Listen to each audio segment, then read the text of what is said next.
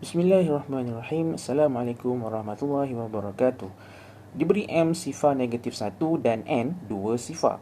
Diberi persamaan lokus bagi titik T bergerak dengan keadaan jaraknya dari titik M adalah 2 kali jaraknya dari titik N. Tentukan sama ada lokus itu bersilang dengan paksi Y atau tidak, paksi X atau tidak. Okey, macam biasa kita buat sedikit lakaran kasar. Okey, kita ada dua titik M dan N. Jadi mengikut maklumat koordinat tu cikgu boleh katakan M cikgu di sini dan N cikgu kat sini. Okey, N kita adalah 2 sifar, M kita adalah sifar negatif 1. Okey, cikgu hubungkan kedua-dua titik ni dan dia kata lokus titik T ni jarak dia dari M adalah 2 kali jarak dia dari N. Jadi maksud dia cikgu boleh buat satu garis lurus yang berserenjang macam ni. Dan garis lurus berserenjang ni menunjukkan inilah lokus bagi titik T tersebut. Maksudnya titik T tu boleh berada di mana-mana sahaja di sepanjang garis lurus yang berserenjang ni. Boleh? Jadi katakanlah titik T tu berada di sini. Okay, T tak tahu, so kita buat je X dan Y. Jadi jarak antara T dengan M ni, pembahagian nisbah dia adalah 2. Jarak di antara T dengan N ni, pembahagian nisbah dia 1 je lah. Sebab dia kata 2 kali ganda kan. Okey, jadi sekarang ni, daripada lakaran cikgu ni, cikgu nak keluarkan lagi maklumat dia. Macam mana? Dia akan jadi jarak T kepada M adalah 2 kali jarak T kepada N. Betul? TM kan 2, betul tak? TN 1. Boleh faham samaan ni? Okey. Ya, kita cari dulu lah lokus tersebut. Okey, lokus yang garis berserenjang ni. Nak pakai rumus apa? Rumus jarak. Okey, cikgu keluarkan dulu rumus jarak tu. Okey, suppose dah boleh hafal tau. Okey. Tapi tak apa. Jarak sama dengan X2 tolak X1 tutup kurungan kuasa 2 tambah dengan Y2 tolak Y1 tutup kurungan kuasa 2. Dan jangan lupa kita kena punca kuasa 2 kan semua ni. Okey, sekarang cikgu nak buat jarak di antara T dan M dahulu. Boleh? So kita fokus kepada koordinat T dan juga M. Baik, untuk TM ni cikgu akan gunakan pen merah. Jadi X2 tolak X1, yang ni cikgu buat sebagai X2 dan Y2. So sifar dengan negatif 1 ni akan jadi cikgu punya X1 dan Y1. Boleh So dia akan jadi X tolak sifar tutup kurungan kuasa 2 tambah dengan Y tolak dengan negatif 1. Okey, tutup kurungan kuasa 2 dan semua ni kita akan punca kuasa 2 kan. Okey, sama dengan. Okey, sekarang 2 kali TN. Okey, 2 tu cikgu tulis je. Tetapi macam soalan sebelum ni lah, kalau cikgu buat working dia sebelah kanan ni, nanti susah. Cikgu nak kena scroll macam ni kan. So, sebelah kanan persamaan ni, sebelah kanan sama dengan ni, cikgu akan tuliskan dekat bawah sini. Boleh macam soalan sebelum ni lah. Okey. So, yang tu cikgu akan gunakan pen color purple. Okey, color purple ni makna kata untuk 2 TN lah. So, sama dengan 2. Okey, TN. Cikgu buat pula rumus jarak untuk T dengan N. Okey, buat kurungan besar dahulu. X2 tolak X1. So, dia akan jadi X tolak 2. Tutup kurungan kuasa 2 tambah dengan Y2 tolak Y1. Y2 tolak Y1. Y tolak sifar tutup kurungan kuasa 2. Jangan lupa kita kena punca kuasa 2 kan. Okey. Dekat sini cikgu akan hapuskan dahulu punca kuasa 2. Okey, sebab sebelah sini pun ada punca kuasa 2, sebelah sini pun ada punca kuasa 2. Nak hapuskan macam mana? Kuasa 2 kan lah cikgu, betul tak? Okey, jadi cikgu akan kuasa 2 kan. Jadi bila kita kuasa 2 kan, yang tinggal adalah, okey, ni untuk yang sebelah kiri sama dengan yang ni lah, yang TM tadi kan. Yang tinggal adalah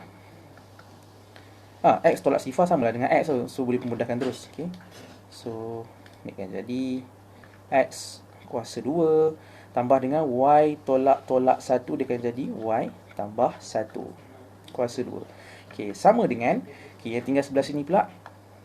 Okay, kalau cikgu buat belah kanan ni muat tak cikgu cuba kuasa 2 kan, so 2 ni akan jadi 4. Lepas tu dalam tu yang tinggal adalah X tolak 2 kuasa 2 tambah dengan Y tolak sifar Y lah. Okey, Y kuasa 2.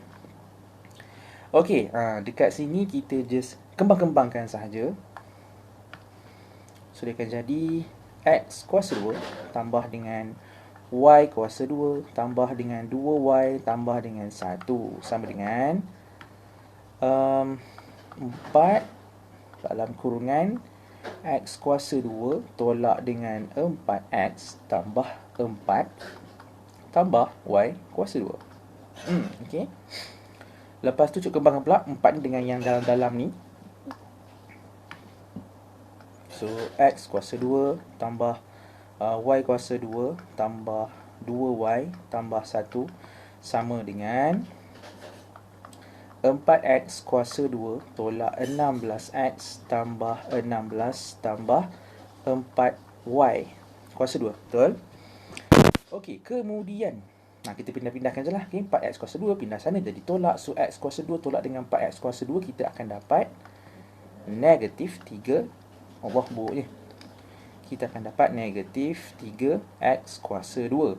Lepas tu cikgu pindahkan pula Y kuasa 2 ni ayah. Ni pasangan dia. So 4Y kuasa 2 pindah jadi tolak. So Y kuasa 2 tolak dengan 4Y kuasa 2, kita akan dapat negatif 3Y kuasa 2. Kemudian 2Y ni pasangan dia yang mana? Tak ada. So mana kata positif 2Y je lah. Satu pasangan dia 16 ni, 16 boleh pindah jadi tolak. So kita akan dapat negatif 15. Lagi tak cikgu tinggal X kuasa 2 sudah. Yang X ni belum. So negatif 16X ni bila pindah jadi positif 16X. 16 ni sudah. 4Y kuasa. Settle. Sama dengan sifar. Dekat sini cikgu akan darabkan semua persamaan ni dengan negatif. Sebab apa? Sebab cikgu nak koefisien ataupun kali untuk X kuasa 2 cikgu ni positif. Sebab tu je. So dia akan jadi 3X kuasa 2 tambah dengan 3Y kuasa 2 tolak dengan 2Y tambah dengan 15 tolak dengan 16X sama dengan sifar. Dekat sini kita susun dahulu. Susun macam mana? 3X kuasa 2 tambah dengan 3Y kuasa 2 tolak 16X tolak 2Y tambah 15 sama dengan sifar. Jadi secara tak langsung inilah kalau sekadar soalan tanya apakah locus bagi titik T, ni jawapan dia. Locus bagi titik T, maknanya kata locus bagi garis lurus yang cikgu tanda ni. Boleh? Itu locus dia. Cuma soalan tanya kita, lanjutan dia apa? Adakah locus tersebut bersilang dengan paksi Y atau tidak? Kalau sebut paksi Y, apa yang terbayang dekat fikiran awak semua? Mestilah X sama dengan sifar. Betul tak? Apa-apa titik sekalipun yang berada pada paksi Y, confirm dia punya X mesti sama dengan sifar. Jadi, cikgu akan gantikan X sama dengan sifar dalam persamaan locus ni. Boleh? So, yang tinggal adalah 3Y kuasa 2 tolak dengan 2Y tambah 15 sama dengan sifar. Betul tak? Sebab X ni kalau kita gantikan dengan sifar kuasa 2 sifar lah. Sifar darab 3 mesti sifar. Ni pun samalah. Nanti sifar darab dengan negatif 16 akan dapat sifar juga. Betul? Dah dapat macam ni. Mungkin ada antara kamu, cikgu ni tekan je lah calculator EQM tu. Dia macam ni tau. Kalau awak tekan calculator akan sentiasa memberikan awak nilai. Tapi nilai tu bukanlah bermaksud sebabkan ada nilai so kita akan kata dia bersilang dengan paksi Y. Tak boleh. Sebab apa? Calculator memang akan bagi nilai. Jadi macam mana cikgu kita nak uji dia bersilang dengan paksi Y ataupun tidak? Ingat lagi tak bab yang kedua? Kita belajar persamaan kuadratik sekaligus dengan fungsi kuadratik. Kita ada masuk part yang pembeza layan. Apa benda pembeza layan cikgu? Tak apa, kita recall sikit. Apa itu pembeza layan? Ni rumus dia. B kuasa 2 tolak 4 AC. Apa itu B, apa itu A, apa itu C? Yang ni biasa lah cikgu rasa, betul tak? So yang ni 3 ni kita punya A. Negatif 2 ni kita punya B. C kita yang positif 15 ni. Kita gantikan sahaja. B kuasa 2. So mana kata negatif 2 kuasa 2 tolak dengan 4AC. A kita adalah 3. C kita adalah 15. Sini akan dapat 4 tolak dengan 4 darab 3 darab dengan 15, kita dapat 180. Dekat sini 4 tolak dengan 180, kita akan dapat negatif 176. Negatif 176 ni kan lebih kecil daripada sifar. Betul tak? Maksud dia locus ni tidak akan bersilang. Tidak akan bersilang dengan paksi Y. Boleh? Boleh faham Okey, seterusnya. Soalan yang B. Tanya pula. Bersilang ke tak dengan paksi X? Okey, tadi kita uji tu bersilang atau tidak dengan paksi Y, betul tak? Okey, sekarang kita uji pula. Bersilang atau tidak dengan paksi X? Okey. Persamaan yang sama. Persamaan yang sama. Okey, cikgu copy. Okey, cikgu paste. Okey, persamaan yang sama. Cuma kali ni cikgu gantikan apa? Sebabkan dia kata paksi X, sekali ni kita akan buat Y pula sama dengan sifar. Sebab apa-apa titik sekalipun yang berada pada paksi X, dia punya Y mesti sifar. Okey, jadi cikgu gantikan dalam persamaan ni. So yang tinggal adalah 3X kuasa 2 tolak 16X tambah 15. Okey, sama macam cikgu pesan, jangan tekan kalkulator sebab kalkulator akan sentiasa bagi nilai. Okey, jadi apa nak buat? Kita keluarkanlah pembeza layan tadi, iaitu B kuasa 2 tolak 4AC. Kali ni kita punya 3A adalah A, B kita adalah negatif 16, C kita adalah positif 15. Okey, kita masukkanlah A, B dengan C ni dalam rumus ni. So, kita akan dapat B kuasa 2 negatif 16 kuasa 2 tolak dengan 4. A kita adalah 3, C kita adalah 15. Okey, tekan kalkulator, 16, negatif 16 kuasa 2.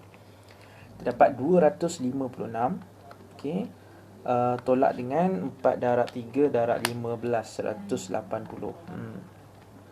Okey, dekat sini pun kalau kita congak pun kita akan dapat nilai positif. Betul tak? 256 tolak 180, kita akan dapat 76. Okey, 76 ni maksudnya lebih besar daripada sifar. Betul tak? Jadi apabila B kuasa 2 tolak 4AC lebih besar daripada sifar, bermaksud locus tu dia akan bersilang dengan paksi X pada dua tempat yang berbeza. Boleh? Cikgu tak nak tulis. Tapi macam itulah cara menulisnya. Okey, locus tersebut akan bersilang dengan paksi X di dua tempat yang berbeza. Okey.